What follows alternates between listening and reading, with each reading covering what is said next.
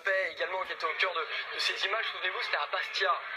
Et ces images-là, on ne peut bien sûr plus jamais les voir sur un terrain de foot, mais ces images-là étaient un petit peu au cœur de la chute du Sporting Club de Bastia. Il n'y a pas que ça, mais ça a marqué un vrai coup d'arrêt.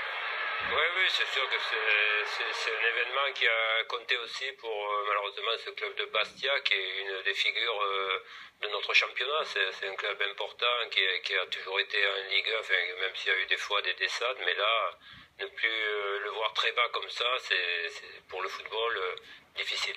Et dans le décrochage, on aime bien prendre de la hauteur. C'est une rubrique que l'on propose dans Dimanche Ligue 1. On s'intéresse à d'autres choses que vraiment le football professionnel que l'on analyse tous les dimanches matins. Décrochage donc sur le Sporting Club de Bastia, descendu bien bas comme vous le disiez Elie, aujourd'hui en National 3.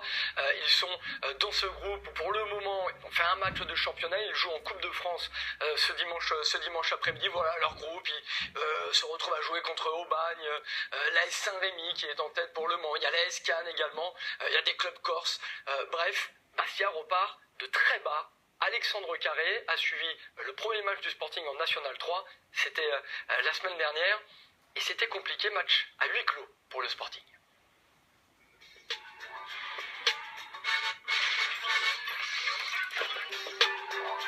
Au premier regard, sur l'île de Beauté, rien n'a changé. En Ligue 1 comme en National 3, c'est toujours au bord de la mer que s'entraînent les joueurs du Sporting Club de Bastia. Sur les infrastructures d'un club professionnel, un club qui cet été a bien failli être rayé de la carte du football français. Tout le monde a eu très peur, ça nous a fait beaucoup de peine, ça nous a touchés parce que c'est notre club de cœur.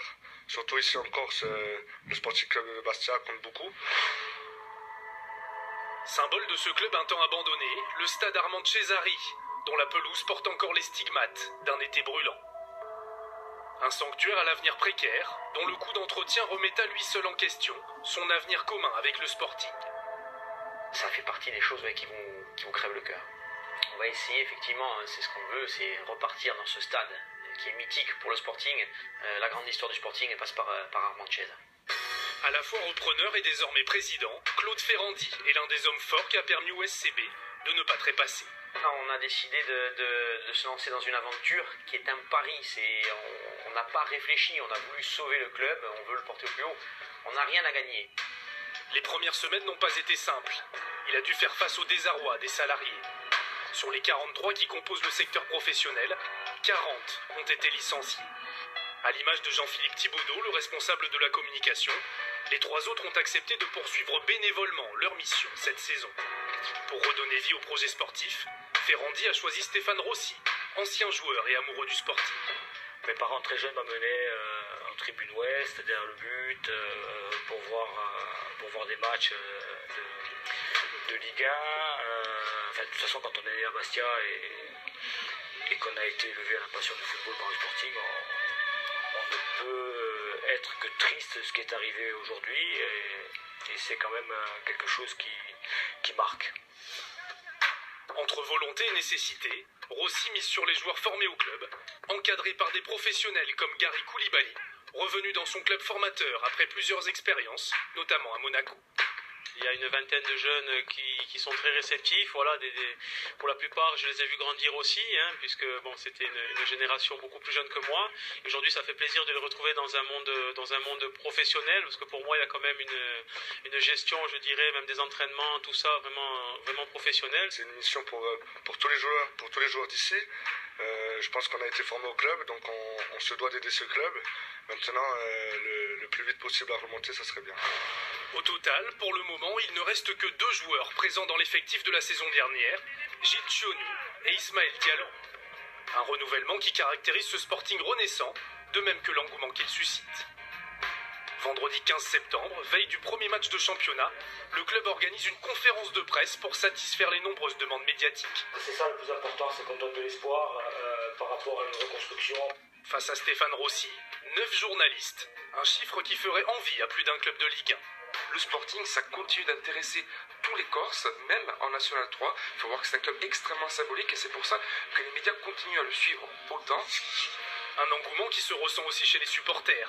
Parmi les plus fidèles, Anthony Luciani a contribué cet été à lancer le projet Socios, qui permet aux amoureux du SCB de rentrer au capital du club. Au cas où il n'y aurait pas de repreneur, parce qu'il faut savoir que on était encore dans le néant le plus total, hein.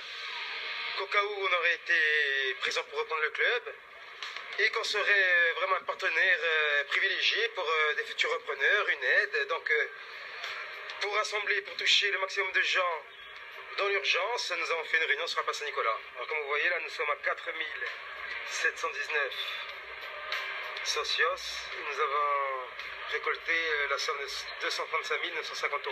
Même dans la 5e division nationale, le Sporting espère atteindre la barre des 4000 spectateurs de moyenne à domicile.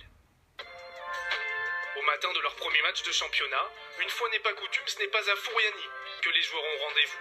La rencontre a certes lieu à domicile, mais le club doit purger son dernier match de suspension de terrain. Je suis avec... moi, je suis avec...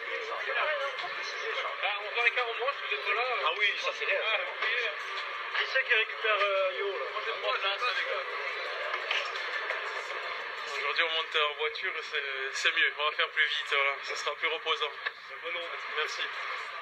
C'est donc avec leur propre voiture que les Bastiais vont rallier Corté, à une 60aine de kilomètres de Bastia, où se disputera leur premier match de National 3 face au Ponté.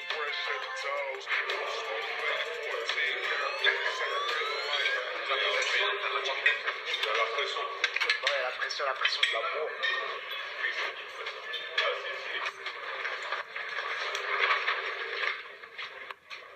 La qualité de footballeur, on l'a à tous les postes.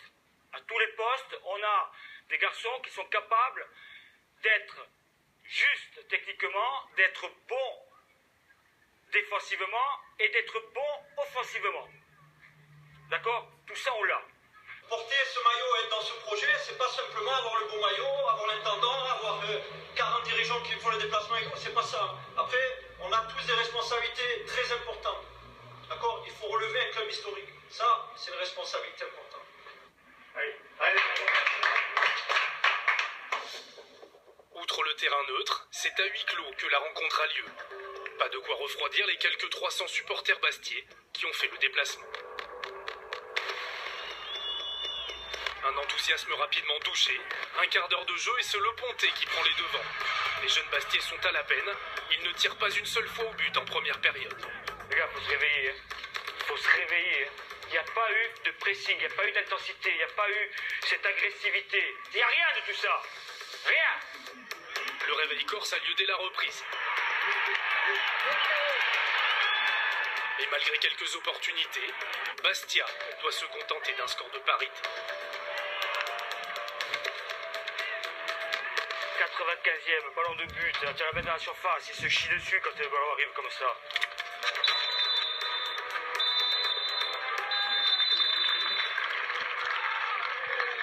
Pour le club bastiais, le chemin vers la remontée s'annonce escarpé.